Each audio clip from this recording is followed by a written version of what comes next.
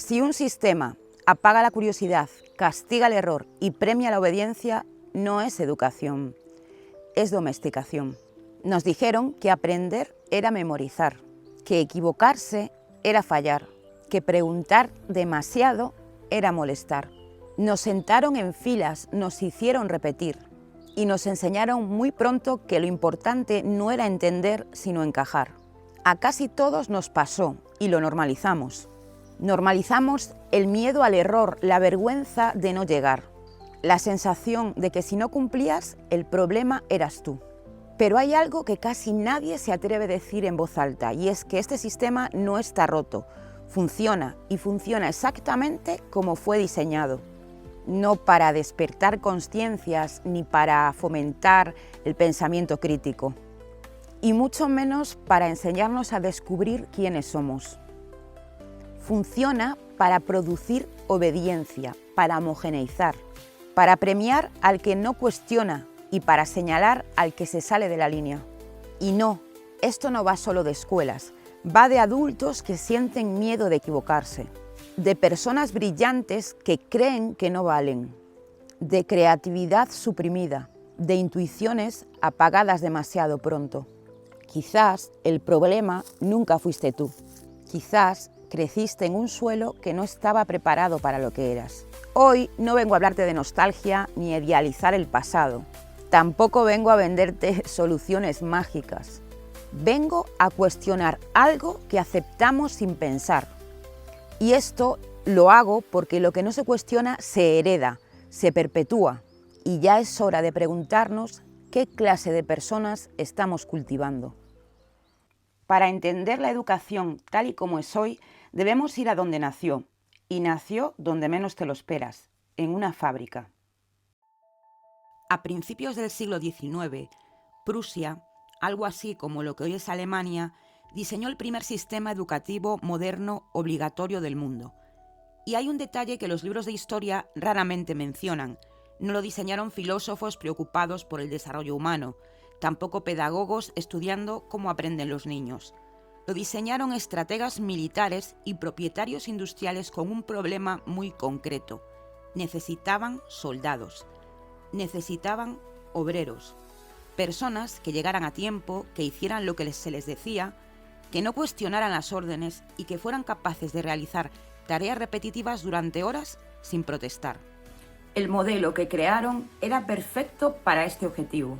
Campanas para marcar los tiempos, igual que en las fábricas, filas de pupitres mirando al frente, igual que en los cuarteles, un maestro con autoridad absoluta, igual que un capataz. Todos haciendo lo mismo, al mismo ritmo, siguiendo el mismo programa, hacia el mismo objetivo.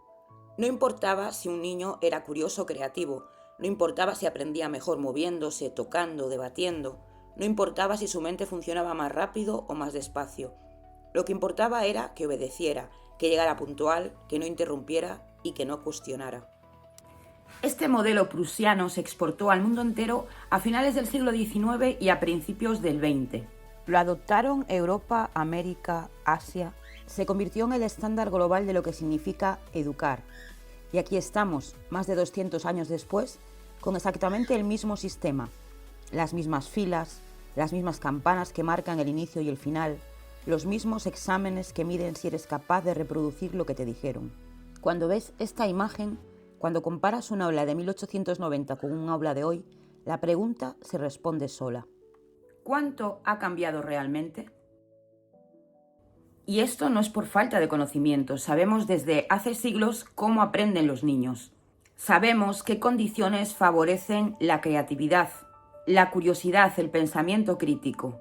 Lo sabemos y sin embargo el sistema sigue siendo en lo esencial el mismo que diseñaron en la Revolución Industrial para fabricar trabajadores obedientes. Muchos quizás crecisteis todavía aprendiendo cómo se hacía antes en el mundo rural, no en aulas, no con libros, sino con las manos en la tierra y con los ojos bien abiertos. Aquí en el campo hubo durante siglos una forma de educación que ni siquiera se llamaba así.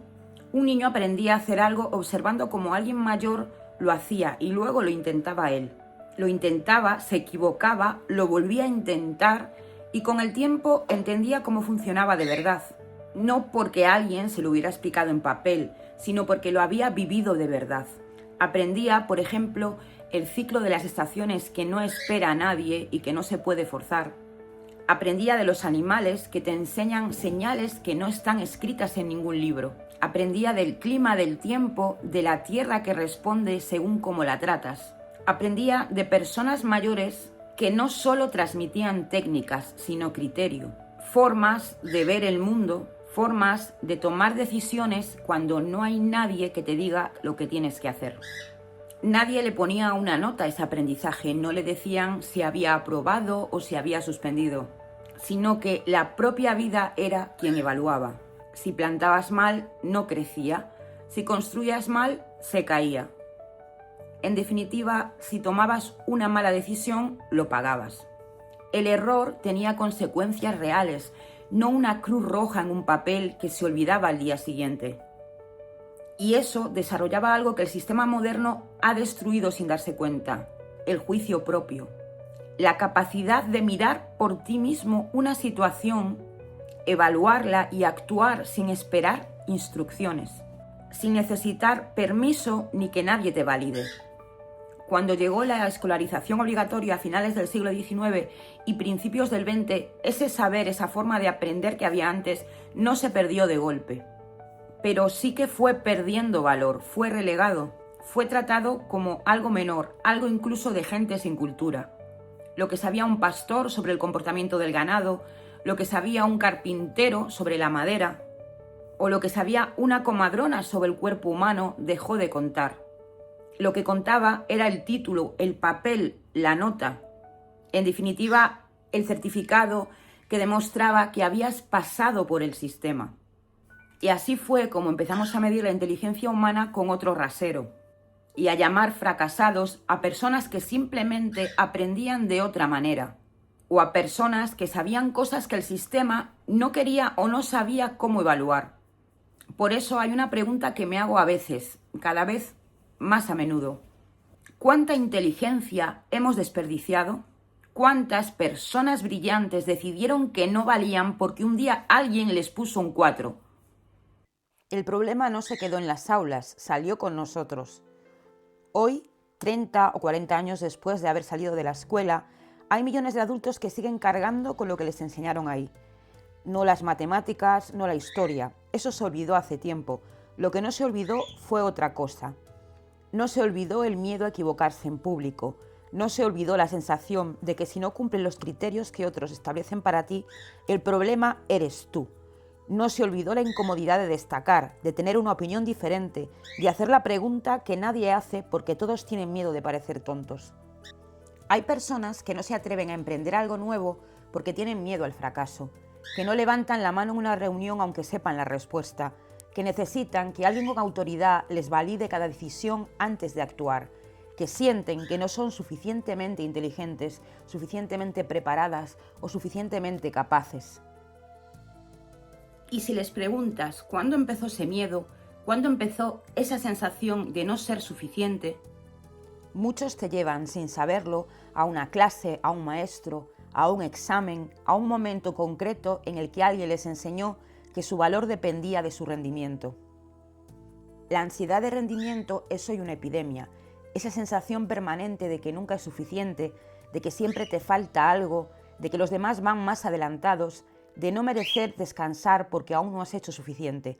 No es un rasgo de personalidad, no es una debilidad, es el resultado predecible y lógico de pasar los primeros 18 años de tu vida en un sistema que mide tu valor con números. Los países con sistemas educativos más competitivos, más exigentes, más orientados al rendimiento, tienen también los índices más altos de ansiedad infantil y adolescente. Corea del Sur tiene uno de los mejores resultados académicos del mundo y una de las tasas de suicidio juvenil más altas. Japón lleva décadas lidiando con el fenómeno del karoshi, la muerte por exceso de trabajo, entre adultos que aprendieron desde niños que el descanso era pereza. Los países occidentales de alto rendimiento escolar encabezan también las estadísticas de burnout, de jóvenes que sienten que su vida no tiene sentido, de adultos medicados por ansiedad. Esto no es coincidencia, es la consecuencia natural de un sistema que confundió rendimiento con valor. Y lo más difícil de todo, lo más cruel, si se me permite la palabra, es que ese niño que fue evaluado y clasificado y en muchos casos rechazado por el sistema, crece.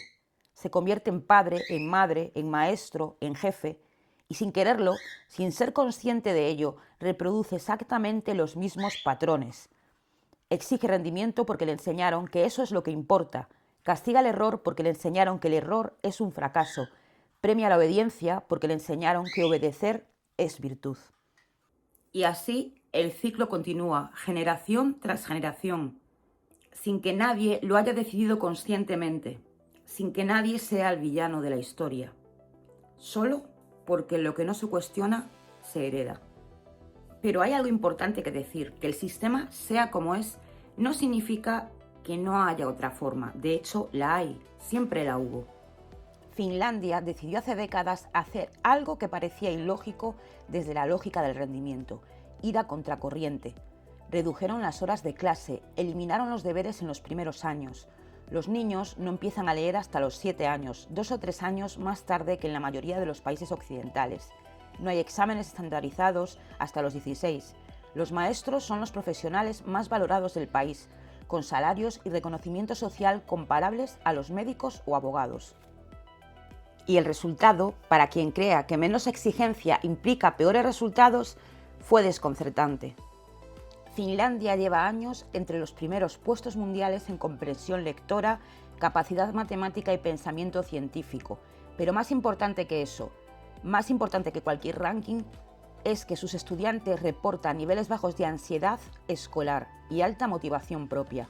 Aprenden porque quieren aprender, no porque tienen miedo a las consecuencias de no hacerlo. El método Montessori lleva más de 100 años demostrando otra forma de entender el aprendizaje. María Montessori era médica.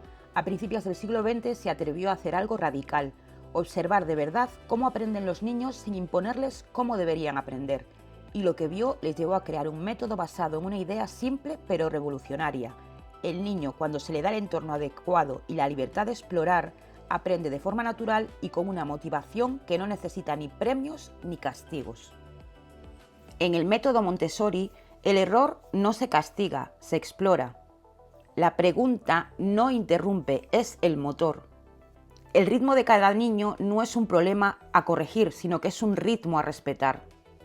Y los resultados en términos de creatividad, de pensamiento crítico, capacidad de resolver problemas y bienestar emocional son consistentemente superiores a las del sistema tradicional. Y no son experimentos marginales ni propuestas utópicas. Son modelos con décadas, en algunos casos con más de un siglo, de evidencia detrás. Son países enteros que decidieron preguntarse ¿para qué educamos? Antes de cómo educamos.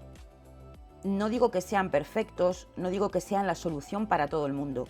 Lo que digo es que demuestran algo que el sistema oficial prefiere no reconocer, que había otra forma, que siempre la hubo y que lo que tenemos hoy no es el resultado inevitable de la naturaleza humana, es el resultado de una elección y las elecciones se pueden cambiar.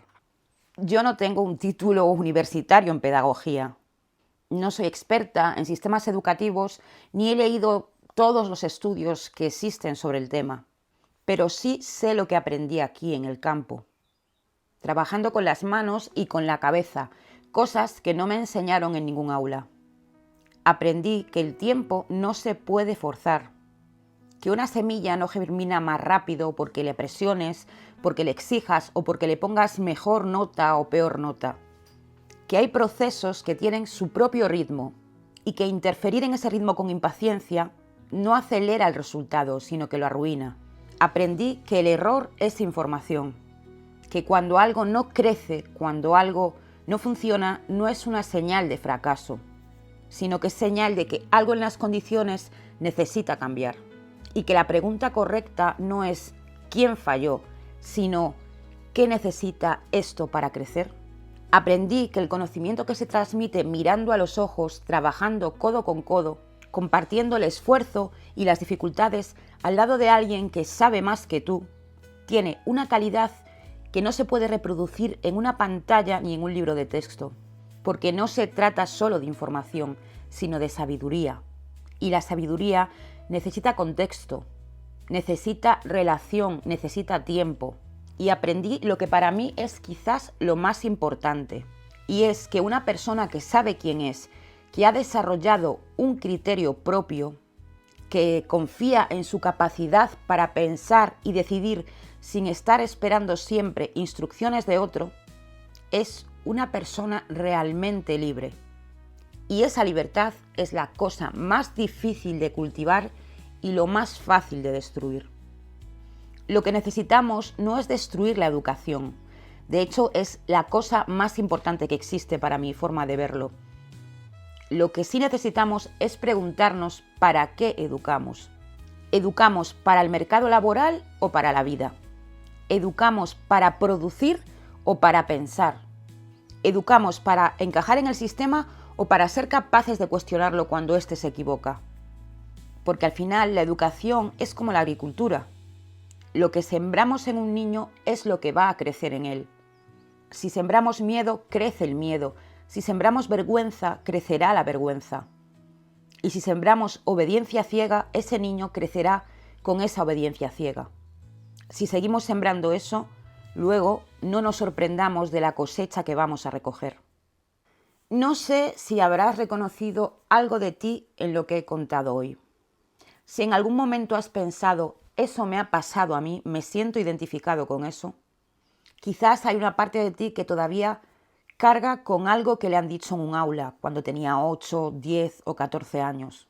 Si es así, quiero que sepas una cosa, que hayas llegado hasta aquí, que te hagas estas preguntas, que no te conformes con la visión oficial de las cosas, que te molesta cuando algo no cuadra, aunque no sabes explicar exactamente el por qué.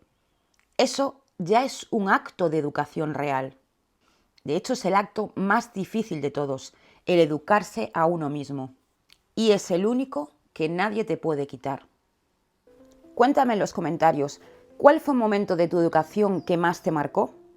No tiene que ser algo negativo, puede ser un maestro que cambió algo en ti, un momento en el que algo hizo clic, o quizás un momento en el que sentiste que el sistema te falló. Porque a mí me interesa más lo que me puedas decir tú que lo que pueda leer en cualquier estudio. Y si este vídeo te ha hecho pensar, te pido que lo compartas con alguien que crees que necesita escucharlo. No por los números del canal, sino que a veces la mejor educación que podemos darnos unos a otros es poner las preguntas correctas delante de la persona correcta en el momento correcto. Nos vemos en el próximo.